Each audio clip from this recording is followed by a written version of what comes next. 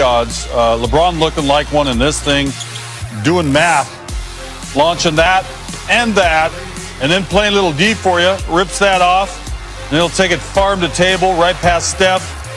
The Lakers were up 20 after one period. Then things get bad for Golden State, even worse. Draymond Green contests this. Contavious Caldwell-Pope gets involved with him, stepping on him, and he comes limping up the court. Another look. Green comes down, and there's the ankle turn. He would leave the game with the ankle sprain and not return. Time winding down now in the second. Lakers up 26. LeBron, let's go the other way. Time expiring. Put one in the air. Hits that. The Lakers go for 73 in the first half, including those three, most points in any half this season. And they lead it big at 73-44. Third quarter, 30-point game. LeBron on the inbound. Venmos to Markieff Morris. Lakers up by 32. Now LeBron hits that from that side. Dennis Schroeder later in the third. Comes off the screen. And then Damian Jones throws it home. LeBron went for 19 points. He did not play in the fourth quarter, resting up to conduct this interview. For us, it's about sharing the ball. It starts with me and my energy, my effort on both ends on the floor, and come out from the start. And today was a good start for us, and the best thing about it, we kept it on through 4 quarters. And with Dennis Schroeder now back, how would you describe just what he's capable of doing for this team? A little bit of everything. On both ends of the floor, shoot the ball, mid-range game. It's very hard to keep him out of the paint with his speed. He's able to finish at the rim too. So gives us another attacker, another ball handler, and then on defense, he's one of the best on-ball defenders that we have in this game. So, he has a dimension that we didn't have without him for that week. In the interview portion, I put together these statistics. Lakers have been struggling. Hey, LeBron, what was the key defensively, not just tonight, but going back to that Portland game? Has there been something that's worked collectively there on that end? One thing about it, we do a good job of taking our film sessions and applying it to the game situation. I think tonight in the Portland game was 2 of those instances where we knew that we didn't play the way we're capable of defensively, and we watched a lot of film. We broke down some things, able to get on the floor as well at a practice facility and walk through some things, go over some things, and I think it's helped us the last 2 games. I guess that you could almost think of the same question with AD being out. If you guys just found finally, I should say finally, right? It was about 5 games. Have you found some sense of rhythm there and the guys knowing where they need to be and where they need to step up around you? I think, yeah. I mean, listen, when you lose a mega piece like AD, it's going to take some time, both offensively and defensively, how we want to play and what's going to be our rhythm and how we get into our rhythm. And I think, over the last few games, we've done a good job of trying to, this is where we're going to have the ball. This is how we're going to be effective. This is where we need to run and how we're going to, benefit from one another. And I also think that, guys knowing when they're going to play, they knowing the rotations and things of that nature. So guys are just staying ready. Obviously, you always got to stay ready, but, guys know their rotations and it's worked out a lot for us. Hey. Ron, you told us that you were going to find a way to figure this thing out. You always tweak your game to what your team needs. The eye test for me the last couple of games is you playing with more physicality and turning defensive plays into offensive opportunities. Has that been the game plan, or is that just what has presented itself these last couple of games? It's my job to, like you said, to figure it out, and on both sides of the floor. And I think defensively, I've just been a little bit more active. Trying to be in the right position where that it benefit our team, benefit myself. But I've just been flying around, and it's helped out our team, and everyone's been flying around. They've helped me out as well too. So, I'm definitely not okay with losing, and so it's my job to figure it out what's going to be the best for our team, and we've done a good job of that the last couple games.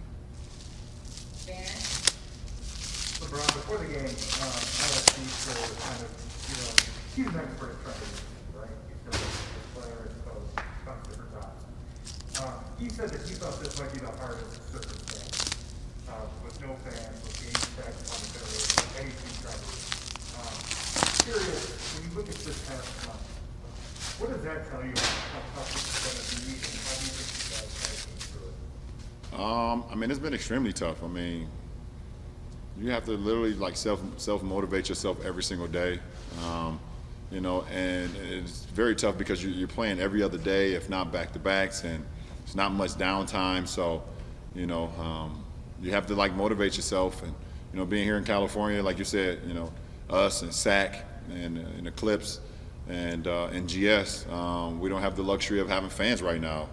You know, I've been watching a lot of games of late, and you know, there's been 1,500, 2,000, you know, whatever the case may be in the fans, and it just gives you an extra boost.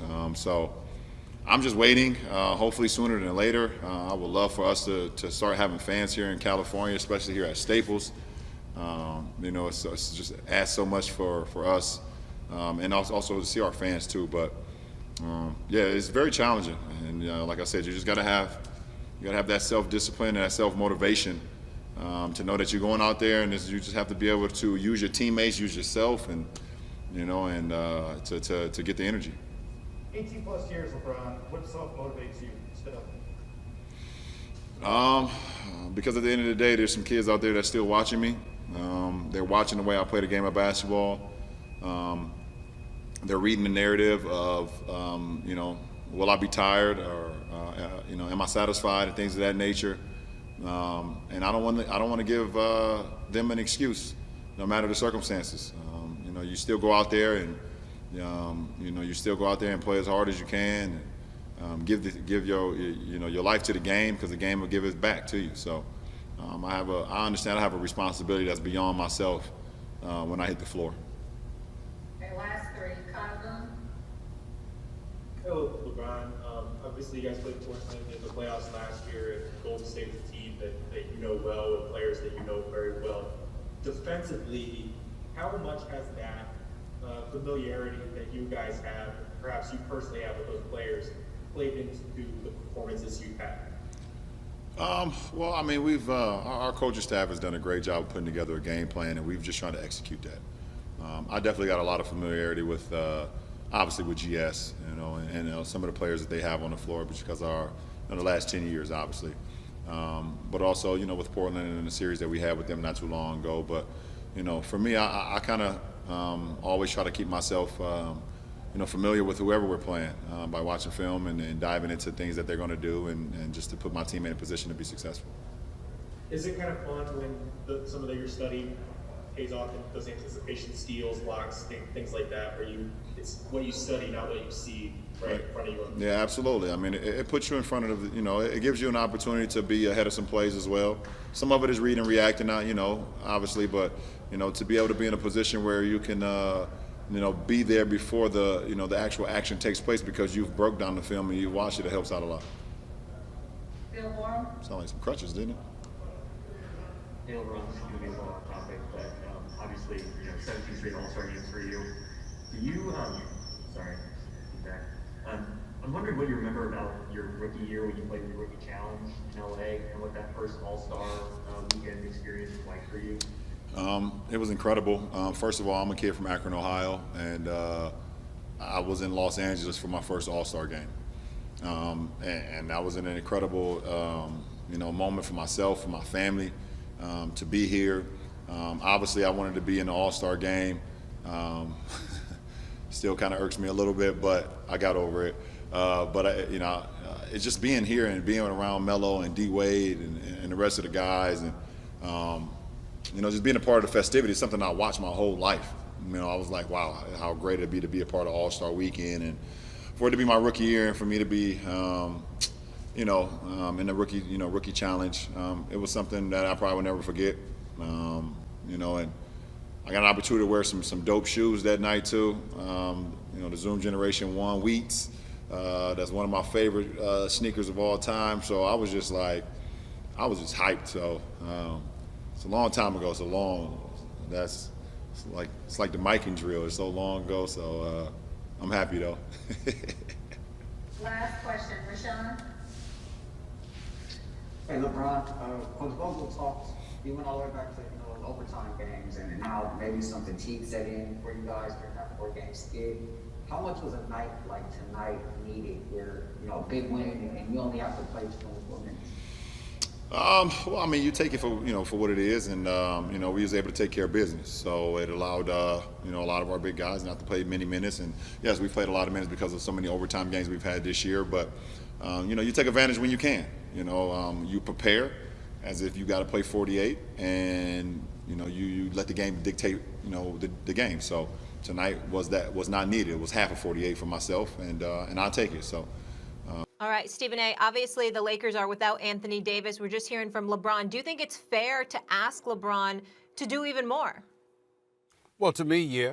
And what I mean by that is that do more scoring, run the offense. That's it.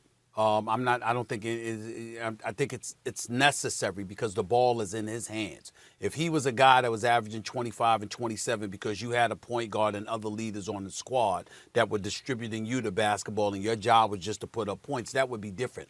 But no, he's the point forward. He's the brains behind the operation. He's the ultimate, orchestrator. And because that's the reality of the situation with any team that LeBron James on, but specifically this Los Angeles Lakers team, I don't think it's unfair to ask him to do more. It's not implying that he's not doing enough. It's not implying that he hasn't done enough. It's simply implying that with the absence of Anthony Davis, things have to change, and they can't possibly change unless LeBron James facilitates that change, whether it be continuing to get more of the right people involved, or when to insert himself and get himself even more involved, when to define or decide whether you're going to be assertive and aggressive or whether you're going to be passive at particular moments in the game, in the flow of the game. LeBron has to be the one to make that decision because he's the only one capable of making that decisions at the right moments, at the right times, and manipulating the circumstances to his extreme advantage and that of the Los Angeles Lakers. Only he can do that. Nobody else is a better option to pull that off than LeBron James. And because of that reality is why I say that he has to, it's fair to ask him to step it up and to be more aggressive and what have you, because he's the orchestrator. He's the guy that pulls all the strings. That's all I mean by that. It's certainly not to imply that he hasn't done his part already. I don't know what more LeBron James can do. I don't know what more we can expect from him. I mean, he's given you 26 more or less, 8 and 8 with a steal, shooting almost 37% from three, taking 7 threes a game, give or take. I'm just rounding up or down depending on, where the decimal point is there with those numbers. And he's also on a team that is elite defensively. Now, a lot of that has to do with AD. But as AD said, I mentioned it earlier in the show, Stephen A., he came on First Take last year and said, I challenged LeBron to perform at the defensive end when he got to the team. LeBron's been doing that too and has been leading a team that plays great defense and great offense. I don't know what else we could ask for him at the age of 36 in his millionth year in the league. Now, I'll say this. The danger in asking LeBron to do any more at his age, given the miles on him, because he's also playing 35 minutes a game, and he's not missing games, right? Remember at first when we weren't sure what was going on with AD, Stephen A., and you were critical, like, hey, if LeBron's playing, you're playing. I know that was before we understood the extent of the inflammation and or the Achilles tendinosis, right? Yep. But still, LeBron was playing, right? Second of back-to-backs on the road. LeBron's playing. He feels the responsibility not only to the Lakers but to the league. And he's playing on both ends of the floor. And he's playing given more minutes than anyone who's ever lived who's still this level of elite. Here's the disturbing thing. His efficiency numbers are the lowest they've been. His PER is the lowest it's been since his rookie year. Hasn't been this low since his rookie year. And at a certain point, there's a limit to what you can do physically. And obviously, they need LeBron to lead this team if they hope to win a championship this year, if they hope to go back-to-back.